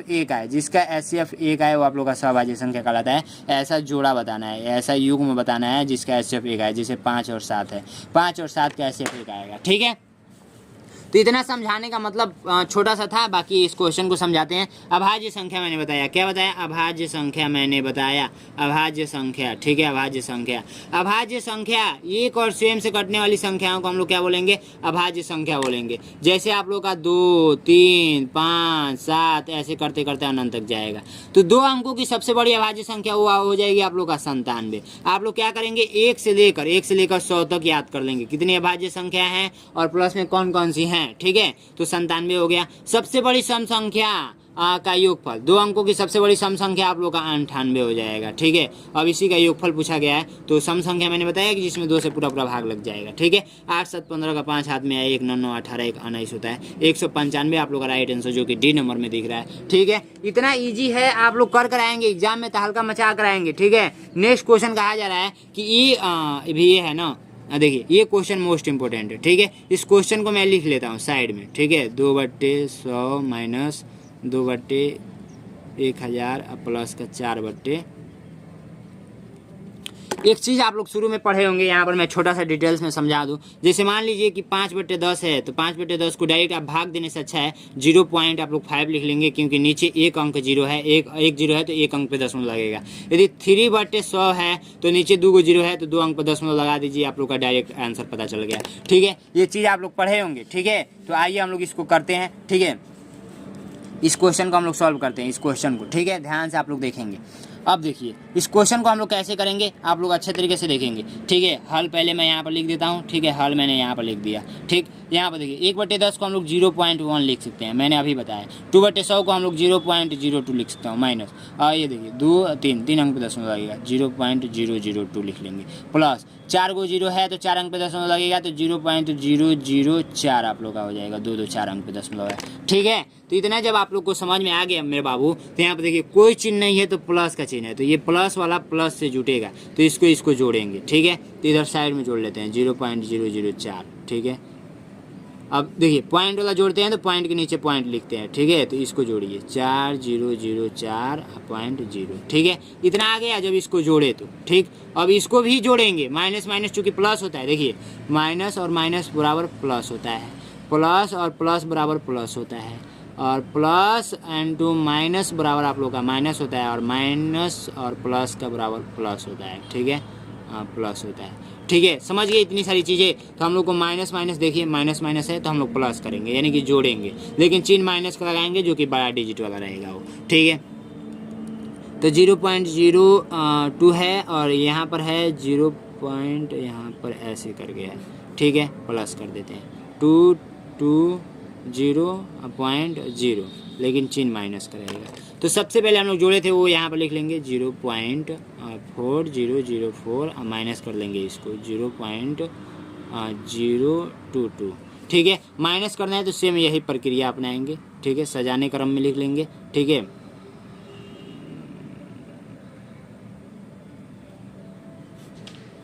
तो 4, यहाँ पर 10 में से 2 जाएगा 8, और यहाँ पर 9 में से 2 जाएगा 7, और यहाँ पर 3 बचा, यहाँ पर इतना आंसर आया है। देखिए किस ऑप्शन में है, तो ये आप लोग का ऑप्शन नहीं है क्या भाई?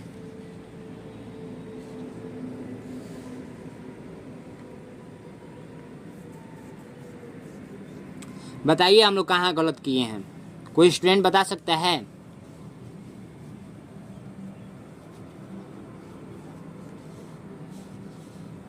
कोई स्टूडेंट बता सकता है? देखिए बाबू, हमने यहाँ पर 4 जीरो रखा है, जो कि क्वेश्चन में कितना जीरो है? 2 2 4, 4 ही तो है। 3 जीरो रखा है, 3 है। 2 जीरो रखा है, 2 है। ठीक है, 2 2 4 जीरो है। ठीक है, 3 है, 2 है, 2 है, 1 है। ठीक है, तो इतना तो मैं सही किया हूँ, इतना ये भी सही है, ये भी सही है, ये भी सही है, ये भी सही है, और इसको मैंने सॉल्व किया, इसको जोड़ा, तो ये और ये जोड़ेंगे। ठीक है, तो ये है, ये और ये। ठीक है, मिल गया, और 0। ठीक, इतना मिल गया। ठीक है, और उसके बाद से हम लोग क्या करेंगे, इसको और इसको जोड़ेंगे। तो इसको मैंने जोड़ा, तो ठीक है,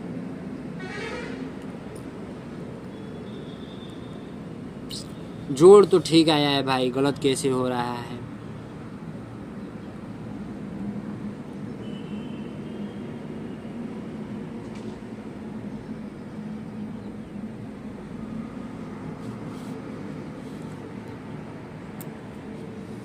ये वाला आप लोग का राइट आंसर है। ठीक है, बाकी आप लोग कमेंट बॉक्स में बताएंगे क्यों गलत हो रहा है। ठीक है, बाकी आइए नेक्स्ट क्वेश्चन सॉल्व करते हैं, नहीं तो वीडियो लंबी हो जाएगी। ठीक है, आइए नेक्स्ट क्वेश्चन।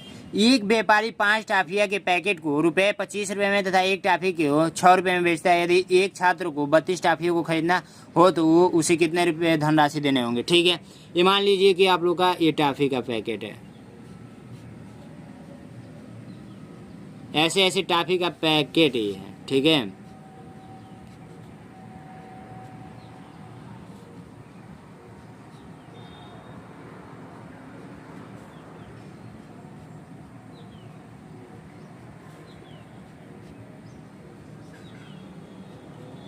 दो गो टाफी, 3 गो, 4 गो, 5 गो टाफी हो चुका है। एगो 6 गो टाफी यहाँ पे मैं बना देता हूँ। ठीक है, 6 गो टाफी मैंने यहाँ पे बना दिया। 6 गो टाफी जब यहाँ पे मैंने बना दिया तो ये 6 गो टाफी का पैकेट है, पैकेट। इसका रेट कितना है बाबू? 25 रुपये का रेट है इसका। 25 रुपये मोहर लग चुका है। 25 रुपये में मिलेगा, 6 मिलेगा। लेकिन इसमें से एक टाफ़ी निकाल कर मांगेंगे, एक टाफ़ी, तो यहाँ पर मैं सबसे पहले वो टाफ़ी बना देता हूँ। एक टाफ़ी यदि निकाल कर मांगेंगे तो इस एक टाफ़ी का मूल्य है कितना? 6 रुपया। ठीक है, 6 रुपया। ठीक, 5 टाफियों का पैकेट है ना, ये 5 को, एगो टाफी कम कर दीजिए। 5 टाफियों के पैकेट को ₹25 में तो 6, एक टाफी 6 रुपये, 6 रुपये है। ठीक है, तो ये 5 गो टाफी है, 5 गो टाफी है, 5 टाफी का पैकेट, 5 टाफी का पैकेट है जो कि 25 में मिल रहा है। एक टाफी 6 रुपये में मिल रहा है। एक बच्चा है जो जिसको 32 टाफी लेना है, 32 ही लेना है ना, 32 टाफी लेना है। यहाँ पर क्वेश्चन में आप लोग देख लेंगे, 32 टाफी एक बच्चे को लेना है। तो वो करेगा क्या? ध्यान दीजिएगा, वो सबसे पहले 5 का पैकेट है तो ये क गो ले लेगा?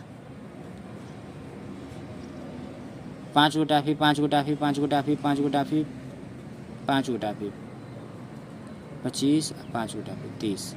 यानी कि एगो पैकेट, 2 गो पैकेट, 3 गो पैकेट, 4 गो पैकेट, 5 गो पैकेट, 6 गो पैकेट ले लेगा तो उसका 30 गो टाफी कंप्लीट हो जाएगा। और बचा और 2 गो टाफी, तो 2 गो टाफी बाहर से ले लेगा यहाँ से। तो 2 गो टाफी लेगा तो सबसे पहले देखिए इसका कितना, 6 गो पैकेट है ना, 3 6 गो पैकेट, तो 6 गुणे 25 करेंगे तो ये 6 गुणे 25 करेंगे तो ये रुपया में बदलेगा। तो रुपया में बदलेगा तो ये देखिए 25 छके कितना होता है? 25 छके आप लोग का जो हो जाएगा, 25 छक को 150 हो जाएगा। ठीक, 150। ठीक, 25 छके 150।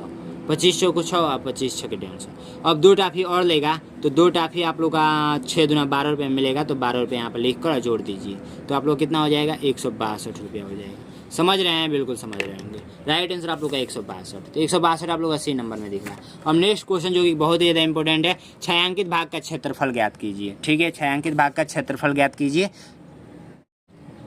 तो देखिए कैसे करेंगे, यहाँ पर देखिए सबसे पहली बात कि यहाँ पर देखिए ये 25 सेमी है, ये भी 25 सेमी है, ये 8 सेमी है, ये 2 सेमी है।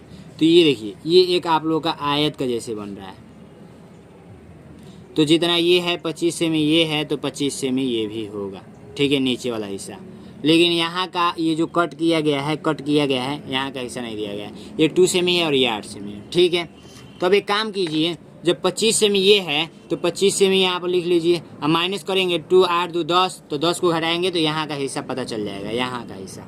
ठीक है,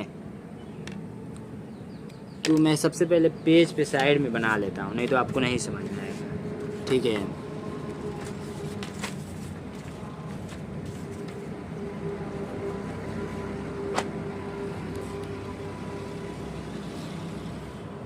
इसको सबसे पहले मैं बना लेता हूँ, नहीं तो नहीं समझ में आएगा, इसलिए मैं बना लेता हूँ। थोड़ा बहुत मिस्टेक हो रहा है तो उस पर नहीं जाएंगे आप लोग। ये आप लोग का 15 सेमी है। ठीक है, ये आप लोग का 25 सेमी है, ये आप लोग का 8 सेमी है, ये आप लोग का 2 सेमी है, ये आप लोग का 25 सेमी है। ठीक है, तो ये आप लोग का वर्ग टाइप का है क्या? हाँ, वर्ग टाइप का है। ठीक है, वर्ग टाइप का है। ये आप लोग का टोटल है क्या है? वर्ग टाइप का है। और यहाँ पर मैं इसको डॉट डॉट कर देता हूँ। ठीक है, अब देखिए जब ये 25 सेमी है तो ये भी 25 सेमी होगा, तो इसका यहाँ का मान जो पता करना होगा तो हम लोग क्या करेंगे, 25 माइनस 8 2 10 घटाएंगे, तो 10 25 में 10 गया 15, तो यहाँ का पता चल गया आप लोग का 15 सेमी। ठीक है, तो अब एक काम कीजिए, देखिए ये आप लोग का एक वर्ग बन रहा है। ठीक है, वर्ग बन रहा है। अगर इस हम लोग छोटे से भाग को इसमें से इसका पूरा क्षेत्रफल निकाल लूँ। ठीक है, चूँकि क्षेत्रफल वर्ग का क्षेत्रफल बराबर क्या होता है, वर्ग का क्षेत्रफल बराबर क्या होता है, क्षेत्रफल बराबर क्या होता है, भुजा का स्क्वायर, भुजा का स्क्वायर, या ऐसे भी बोल सकते हैं कि भुजा गुणे भुजा, भुजा गुणे भुजा। ठीक है, तो हम लोग का भुजा दे रखा है 25, तो 25 गुणे 25 कर लेंगे तो आप लोग का कितना मिलेगा, 25 गुणे 25 225 मिलता है। 5 कनम 5 2 का अगला संख्या 2 1 2 3 6 625 मिलता है। ठीक है, 625। ये बात आपको कन्फर्म हुआ? तो देखिए अब एक काम कीजिए, इसका हम लोग क्षेत्रफल निकाल लिए, किसका, बड़ा वाला का, बड़ा वाला का। अब छोटा वाला का निकाल लीजिए, तो ये 15 सेमी, ये भी 15 सेमी, तो हम लोग को यही जरूरत था, तो 15 गुणे 15 कर लेंगे तो आप लोग का कितना मिलेगा, 125 मिलेगा क्या, 5 225 मिलेगा। ठीक है, 15 गुणे 15 करेंगे तो 1 दूना में 2 और 5 दूना 5। ठीक है, 225। ये आप लोग देखिए, जब 225 ये मिला है, 625 ये मिला है, तो 225 ये है। ठीक है, 625 ये है। तो क्या करना है हम लोग को, ये छायांकित भाग का मान बताना है, ये छायांकित भाग का।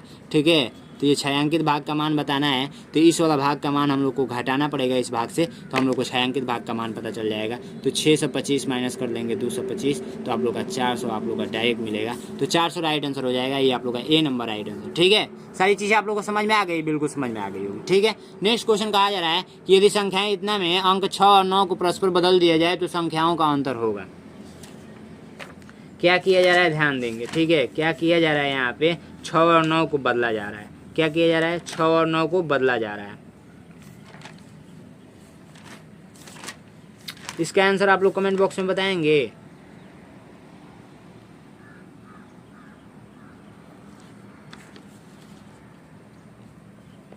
क्वेश्चन है 3 6 4 और 9 और 0। इसको इसके स्थान पर कर देना है और इसको इसके स्थान पे, तो इसको 3 9 4 6 0। ठीक है, परस्पर बदल दिया जाए तो अंतर होगा। अब इसमें से इसको घटा देना है, 3 9 4 6 0 3 6 4 9 0 घटाकर आंसर बताएंगे।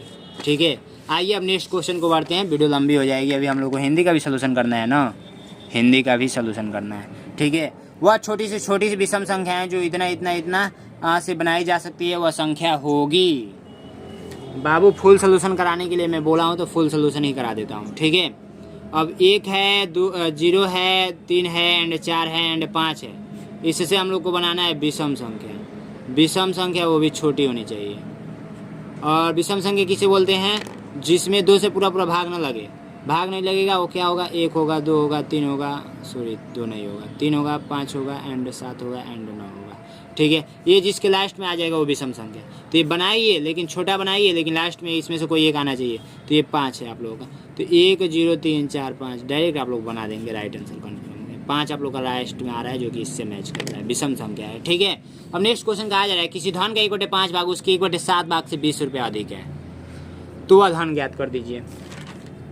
तो हम लोग मान लेंगे कि वह धन क्या था? वह धन x है। ठीक है, x है। मैं 2 तरीक़ा से इसको सॉल्व करके बताऊंगा। ठीक है, तो ये क्या हो जाएगा? x/5, और जब अधिक है किसी धन का 1/5 भाग उसके 1/7 से अधिक है, तो हम लोग क्या करेंगे? x/5 माइनस x/7 करेंगे। कितना अधिक है? तो बाबू 20 अधिक है। ठीक है, तो इसको आप लोग को पता है 7 और 5 का एलसीएम 35 होता है, और इसको करेंगे तो 7x माइनस 5x होगा, तो इसको 20 आएगा।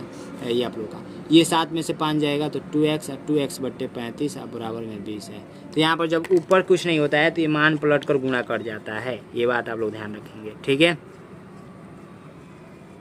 ये इसके साथ गुणा करेगा तो 2x यहीं पर रहेगा और 20 × 35 हो जाएगा, और यहाँ पे x यहीं पर रहेगा, 20 × 35/2 हो जाएगा। तो 10 बार में कट गया। अब इसको करेंगे तो 350 आएगा। ठीक है, समझ रहे हैं ना? बिल्कुल समझ रहे हैं। तो राइट आंसर आप लोग का 350 किस ऑप्शन में है? तो सी नंबर में। 60 और 72 के मौसा और लसा का गुणनफल बराबर है। मौसा और लसा का गुणनफल किसके बराबर आएगा? तो आप लोग का बराबर आएगा दोनों संख्याओं का योग के बराबर आएगा, कि दोनों संख्याओं का अंतर, कि दोनों संख्याओं का गुणनफल, कि दोनों संख्याओं के भागफल। तो मैं पूछूं कि 2 और 3 का लसा भी निकालिए, एलसीएम भी और एचसीएफ भी निकालिए। ठीक है, तो 2 और 3 का आप लोग लसा निकालेंगे तो आप लोग को पता है कि 6 मिलेगा, और एलसीएम निकालेंगे एलसीएम निकालेंगे तो 6, और एचसीएफ निकालेंगे तो 1 मिलेगा। अब मैं पूछूं कि 2 और 3 के गुणनफल किसके बराबर होगा? तो इसके दोनों के गुणनफल के बराबर होगा, दोनों संख्याओं के गुणनफल के बराबर। 2 तिहाई 6। आइए देखिए, 6 का नाम 6। तो राइट आंसर कौन सा? C number. ठीक है, किसी वस्तु को 15% के लाभ पर 851 रुपये में बेचा जाता है, तो यदि वह वस्तु 888 रुपये में बेची जाए तो कितने प्रतिशत की लाभ होगी? अब देखिए मेरे बाबू, 15% के हानि पर बेचा जा रहा है, 15% के लाभ पर बेचने पर 851 रुपये में बेचा जा रहा है। ठीक है, 15% पे बेचने पर 851 रुपये में बेचा जा रहा है। ठीक है, तो यहाँ पर देखिए, सबसे पहली बात समझ में आ जाएगा ना? यहाँ पर समझाओ, विक्रय मूल्य 851 रुपये, प्रॉफिट परसेंटेज यहाँ पर कितना है? तो 15% का। ठीक है, यहाँ पे है, बेच रहा है वस्तु को। तब अब फिर से हम लोग को एसपी बताना है, फिर से हम लोग को एसपी बताना है। एसपी दे रखा है, फिर से हम लोग को एसपी दे रखा है। ठीक है, 888। तो प्रतिशत में बताना है, तो सबसे पहले हम लोग क्रय मूल्य निकालेंगे, क्रय मूल्य को निकाल कर फिर इसमें से घटाएंगे, और फिर जो आएगा उसको लाभ प्रतिशत में चेंज करेंगे। इतना बड़ा प्रोसेस है। तो सबसे पहले हम लोग क्रय मूल्य निकालेंगे। तो क्रय मूल्य निकालने के लिए आप सभी को पता है कि 100, देखिए सीपी लिखेंगे यहाँ पे, 100 गुणे आप लोग किससे गुणा करेंगे? एसपी से। ठीक है, एसपी जो सेलिंग प्राइस है, यहाँ पे एसपी है ये। ठीक है, एसपी है। अब बटे में क्या करेंगे? 100 प्लस प्रॉफिट परसेंटेज ये है। ठीक है, अब देखिए इसको कर लीजिए, तो देखिए 100 गुणे एसपी क्या है? 851 है, और प्रॉफिट 100 और प्लस का प्रॉफिट 15 है। ठीक है, इसको जब सॉल्व करेंगे तो बाबू आप लोग को ये मिलेगा 100 गुणे 851, ये मिलेगा 115। ठीक है, इसको कट कर लीजिए। किससे कट करेंगे?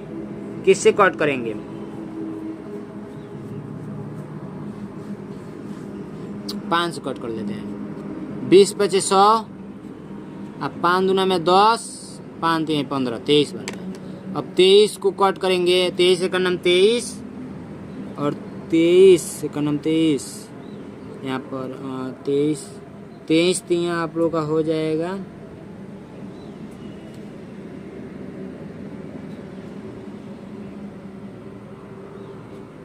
23 3 69, तो अब यहाँ पर कितना बचा, 1 70 70 70 11 11 5 16 बच रहा है, 16 तो 611। ये आप लोग का कटेगा कितना बार में, 37 बार में। ठीक है, 37 बार में। ठीक, आप लोग ट्राई कर लीजिएगा। अब 20 गुणे 37 करेंगे तो 37 दूना कितना होता है, 37 दूना आप लोग को 74 होता है। 35 दूना 70 4 74, 1 0 बढ़ा देंगे। ये आप लोग का क्रय मूल्य आया है, तो इस क्रय मूल्य को अब यहाँ से क्या करेंगे, 774 में से घटा देंगे।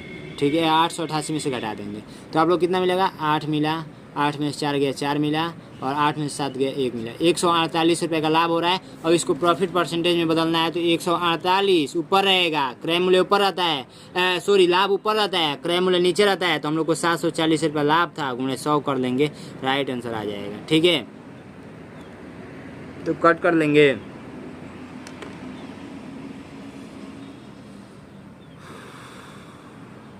एक 0 से 1 0 मैंने काट दिया। यहाँ पर बचा 5, यहाँ पर बचा कितना, 37। अब इसको 37 से कट करेंगे, 37 चौको 148, 20% का लाभ आ गया, देख सकते हैं। ठीक है, तो राइट आंसर कौन सा हो जाएगा, किसको हम लोग अभी कर रहे थे, इसको कर रहे थे भाई, अभी यहाँ पे थे हम लोग, अभी इसको करना है, बहुत सारा क्वेश्चन करना है। ठीक है, कोई दिक्कत नहीं है, एक एक क्वेश्चन आप लोग देखते रहेंगे तो काफ़ी इजी तरीके से हो जाएगा। ठीक है, अब यहाँ पे क्वेश्चन पूछा है कि निम्नलिखित चित्र में x का मान ज्ञात कीजिए। x का मान ज्ञात करना है तो आप एक काम कीजिए, ये आप लोग का दिया हुआ है, ये टोटल एक आप लोग का ये सरल रेखा होता है, सरल रेखा। सरल रेखा आप लोग को पता है, जिसको रिजु कोण भी बोलते हैं, ये 180 डिग्री का होता है, 180 डिग्री। तो टोटल का योगफल क्या होगा, 180 डिग्री के बराबर होगा। तो x + 10 प्लस x प्लस का 3x प्लस का 90 बराबर 180। ठीक है, तुलना कर लीजिए, अब इसको जोड़ दीजिए, x x और 3x, x x 2x और 3x 5x प्लस 90 100 बराबर 180। 5x यहीं पर रहेगा, 180 माइनस 100 करेंगे तो ये आप लोग का 80 मिलेगा, ये आप लोग का 5x, x बराबर 80 बटे 5, 8 × 5 = 40, 5 × 5 16 × 5 = 80। कितना मिला है बाबू, 16 मिला है। 1 मिनट, 5 × 5 5 × 30,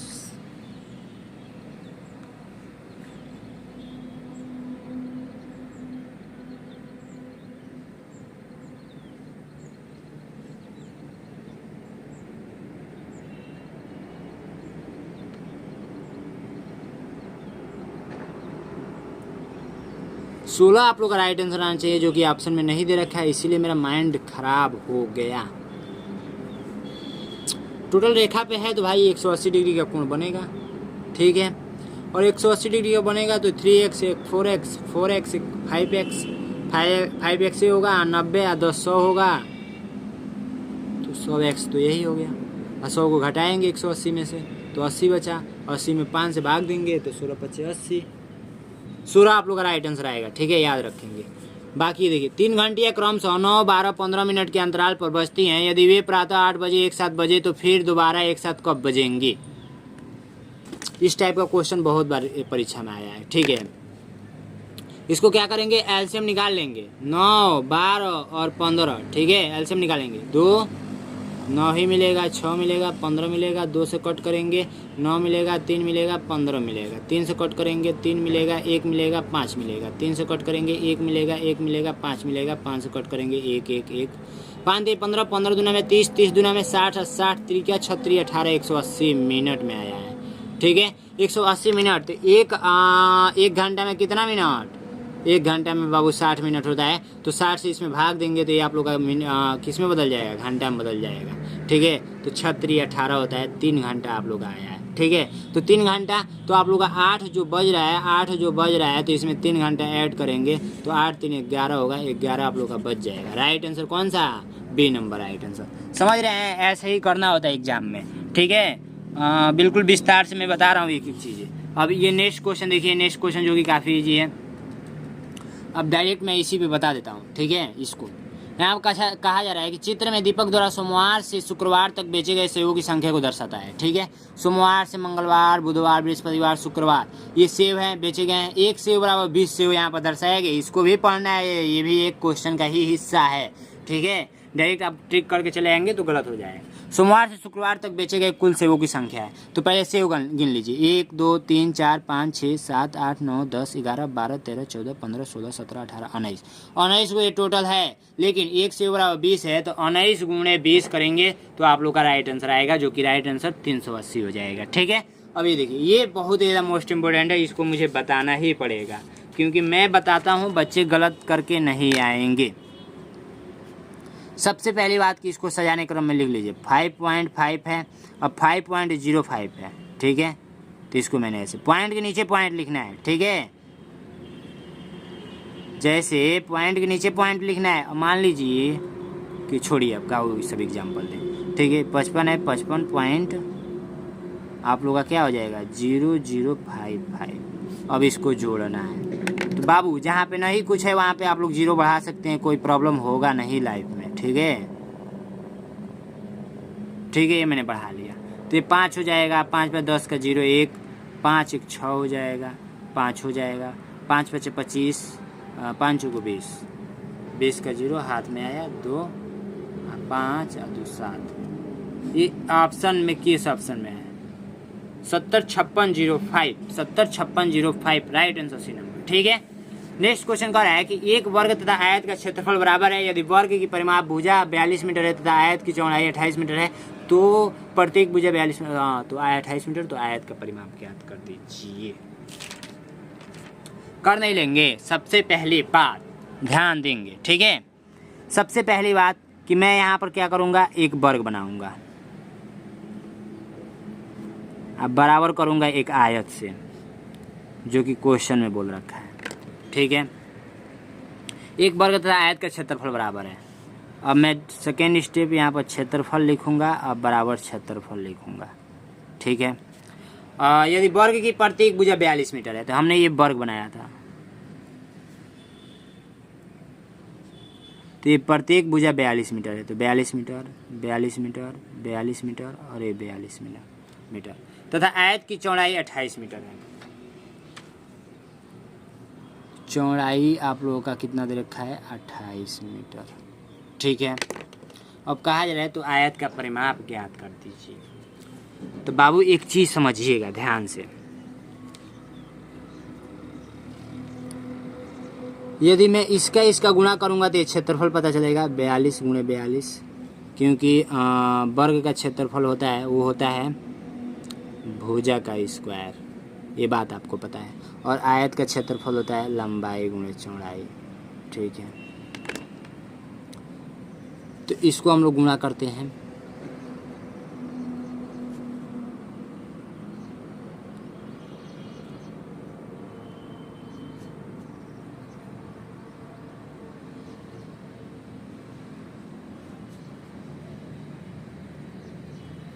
तो अब बताइए ये जितना क्षेत्रफल है इसका भी क्षेत्रफल उतना ही होगा, ठीक है। लेकिन हम लोगों से क्वेश्चन में परिमाप पूछा गया है, आयत का परिमाप ज्ञात कर दीजिए। तो इस आयत का परिमाप ज्ञात करना है, तो सबसे पहली बात कि इसका देखिए, ये आप लोग का कुछ संख्या होगा और ये आप लोग का 28 से जब गुणा किया गया है तो हम लोग को इतना प्राप्त हुआ है, ठीक है। तो हम लोग इससे भाग इसमें कर देंगे तो यहाँ की संख्या पता चल जाएगी, ठीक है। यानी कि आप लोग का लंबाई पता चल जाएगा, ये चौड़ाई दे रखा है, ठीक है। तो हम लोग भाग देंगे तो आप लोग दीजिएगा, मैं अब देकर एक एक चीज़ें बताऊंगा तो काफ़ी टाइम लगेगा। जो आंसर यहाँ पर आएगा तो आप लोग को ये लंबाई पता चल जाएगा। तो आयत का क्षेत्रफल बराबर होता है, आयत का क्षेत्रफल बराबर 2 कोष्ठक में लंबाई प्लस का चौड़ाई होता है, ठीक है। तो आप लोग यहाँ पर मान रख लेंगे 2 और लंबाई जो निकालेंगे यहाँ पर प्लस कर लेंगे 28 से। अब इसका जो करेंगे आंसर आ जाएगा, ठीक है। अब एक एक चीज़ें मैं बताऊंगा, टाइम लगेगा। भाग दे दीजिएगा, तुरंत भाग देकर और कैलकुलेशन कर लेंगे, ठीक है। इतनी सारी चीज़ें आप लोग को समझ में आ गया होगा, इससे इजी मेथड नहीं है, ठीक है। आइए नेक्स्ट क्वेश्चन को समझते हैं। दो अंकों की छोटी और बड़ी अभाज्य संख्याओं का गुणनफल बता दीजिए। दो अंकों की सबसे छोटी अभाज्य संख्या 11 होता है, ठीक है, याद रख लेंगे ये। और गुणा करना है सबसे बड़ी अभाज्य संख्या से, दो अंकों की 97 होता है, तो गुणा कर लेंगे और आंसर मुझे कमेंट बॉक्स में बताएंगे। अब आइए हम लोग हिंदी का सोल्यूशन करेंगे, जो कि काफ़ी ईजी होता है। हिंदी का मैं सोल्यूशन फुल सोल्यूशन मैं बोल दिया हूँ, तो कराऊंगा, ठीक है। हाथी, देखिए इस निर्देश को पढ़ेंगे तो इस निर्देश से ये कन्फर्म होगा कि एक अनुच्छेद दिया गया है, अनुच्छेद के 5 क्वेश्चन दिए गए हैं, 4 ऑप्शन दिए गए हैं और इसी अनुच्छेद को पढ़ना है और इसका उत्तर देना है। हाथी घास, पत्तियां, जंगली फल और वास की कले खाते हैं। ये बहुत ही सारा पानी पीते हैं। वे अपने सूंड में पानी भरकर उसे अपने मुंह उड़ेल देते हैं। ये दिन में कम से कम 2 बार किसी नदी या झील में जाते हैं। उन्हें नहाना बहुत ही अच्छा लगता है। वे सूंड में पानी भर लेते हैं और उसे अपने शरीर पर बिखरा देते हैं। हाथियों के बारे में एक खास बात यह है कि वे दौड़ नहीं सकते। हाँ, ये तेज चल सकते हैं। इनकी चाल लगभग 13 किमी प्रति घंटा होती है। ये अपनी चाल 24 किमी प्रति घंटा तक बढ़ा सकती हैं। यद्यपि हाथी कूद नहीं सकती, यह तैर सकती है, सकता है, ठीक है। हाथियों को अच्छा लगता है, क्या अच्छा लगता है? नहाना, खेलना, सोना, खाना। तो यहाँ पर देखिए, हाथियों को जो अच्छा लगता है उन्हें बहुत ही अच्छा, उन्हें नहाना बहुत ही अच्छा लगता है, जो कि यहाँ पर गद्यांश में दे रखा है। तो यहाँ पर राइट आंसर कौन सा हो जाएगा? ए नंबर, ठीक है। हाथी नहीं कर सकती, क्या नहीं कर सकती? तो दौड़ नहीं सकती। हाथी दौड़ नहीं सकती, ठीक है। बाकी चल सकती है, मुड़ सकती है, बैठ सकती है, दौड़ नहीं सकती। Right answer B number. खास शब्द का अर्थ है, खास शब्द का अर्थ क्या है? खास शब्द का अर्थ आप लोग बता देंगे? खास शब्द का अर्थ है, खास मतलब विशेष, असामान्य का अनहोनी की सामान्य, विशेष मतलब देखिए यहाँ पर बोला गया है हाथियों के बारे में एक खास बात यह है। खास मतलब कुछ विशेषता होगी, ठीक है, कुछ विशेष बात यह है। तो राइट आंसर ए नंबर हो जाएगा। हाथी क्या खाते हैं? चावल और रोटी की 350, घास, पत्तियां और जंगली फल की, छोटे जीव की, कीचड़ और पानी। कीचड़ और पानी हाथी खाएगी नहीं खाएगी, चावल और रोटी खाएगी नहीं खाएगी, छोटी जीव खाएगी नहीं खाएगी। ये आप लोग का खाएगी पत्तियां और जंगली फल। हाँ, पत्तियां और जंगली फल खाती हैं। देखिए हाथी घास, यहाँ पर ये नहीं रहेगा, ये इसको काट दीजिएगा, ठीक है। हाथी आप लोग का क्या खाती है? घास, पत्तियां और जंगली फल और वसा कल्ले खाते हैं, ठीक है। तो घास और पत्तियां खाती हैं, ठीक है। ये देखिए हाथियों को क्या पीना पसंद है? कैंपलों की, फलों का रस की, पानी की, दूध। तो हाथियों को पानी पीना बहुत पसंद है। ये सूर में पानी भर लेते हैं और इसे पानी को पी लेते हैं, ठीक है। ये अच्छी बात है। बाकी आप लोग का ये 5 प्रश्न हो गया। 5 प्रश्न अब ये मैं करा देता हूँ, ठीक है। देखिए, जब द्रोण की भेंट कुरु राजकुमारों से हुई तो वह हस्तिनापुर जा रहे थे। राजकुमारों की गेंद एक पुराने कुएं में जा गिरी थी और वे उन्हें निकाल नहीं पा रहे थे। उन्होंने द्रोण से सहायता करने को कहा, क्या ये तीर चलाना जानते हैं? उन्हें ये बताना कि उन्होंने धनुर्विद्या सीखी तो है, पर उससे कुएं से गेंद निकालने में क्या मदद मिलेगी? द्रोण ने कहा, मैं तुम्हें बताता हूँ।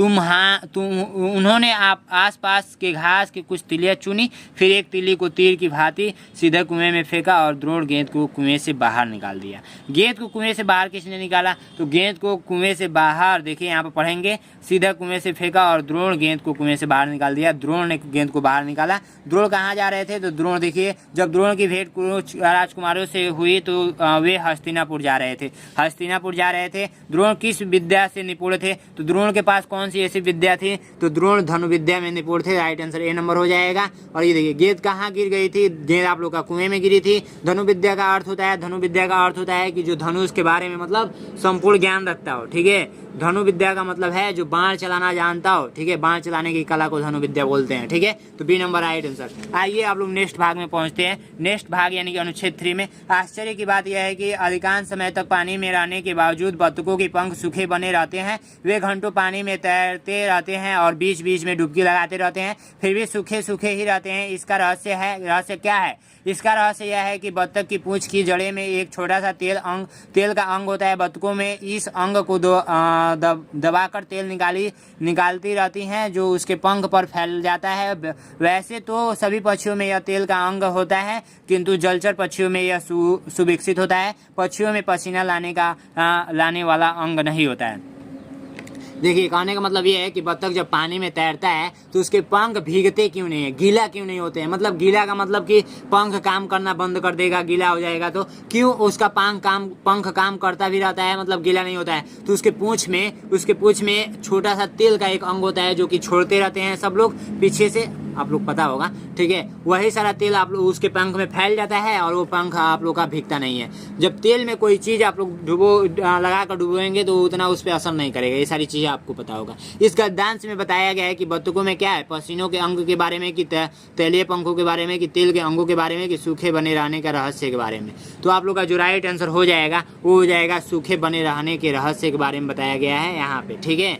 ये पूरा जब पढ़ेंगे गद्यांश को तो किस चीज़ के बारे में बात हुई थी कि बत्तख क्या है। आश्चर्य की बात है कि बहुत ही मतलब अधिकांश बत्तख पानी में रहने के बावजूद भी सूखे ही रहते हैं, तो सूखे रहने के रहस्य के बारे में बात किया गया है। तो राइट आंसर डी नंबर। बत्तखों की यह विशेषता है कि वे दूर तक तैर सकती हैं, कि तेज तैर सकती हैं, कि जल्दी जल्दी डुबकी लगा सकती हैं, कि पानी में भी सूखे बनी रह सकती हैं। तो देखिए बत्तखों की विशेषता यही है कि पानी में वो सूखी बनी रह सकती हैं। ये एक बहुत ही बड़ी विशेषता है। विशेषता उसको बोलेंगे जो कुछ अलग हो, कुछ खास हो, ठीक है। तो खास ये है। बाकी तो तेज तैर भी सकती है, जल्दी जल्दी डुबकी भी लगा सकती है, दूर तक तैर सकती है। तो ये सारी विशेषता अलग चीज़ है, लेकिन ये खास विशेषता है जो कि आप लोगों को खास विशेषता के बारे में बताना है। तेल का अंग कहाँ होता है, तेल का अंग कहाँ होता है। मैंने सारा गद्यांश पढ़ा तो मैंने तो पढ़ा था कि भाई पूंछ में होता है। आप लोग कहाँ पढ़ा ये बताइएगा, पंखों में पढ़ा कि पैर में पढ़ा कि पीठ में पढ़ा। तो बी नंबर राइट आंसर। जलचर का अर्थ है, जलचर का अर्थ ये होता है कि जो जल में रहने वाले जो जीव हैं वो जलचर कहलाते हैं। तो जल में रहने वाले जीव को, यानी कि पानी में जो जीव रहते हैं, पानी में रहने वाले जीव को हम लोग क्या बोलेंगे, जलचर बोलेंगे। तो right answer C number.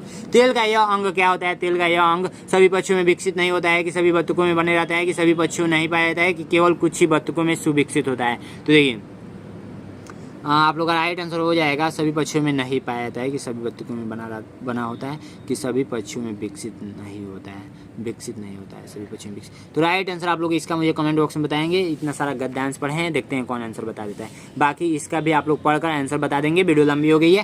Thank you so much बच्चों, आज की इस वीडियो में इतना ही था। फिर मिलेंगे नेक्स्ट वीडियो में तहलका मचाने के साथ, और बैच ज्वाइन कर लीजिए। Thank you so much batch join करने के लिए। 93 36 56 81 64 पे आपको कॉल या व्हाट्सअप कर देना है। Thank you.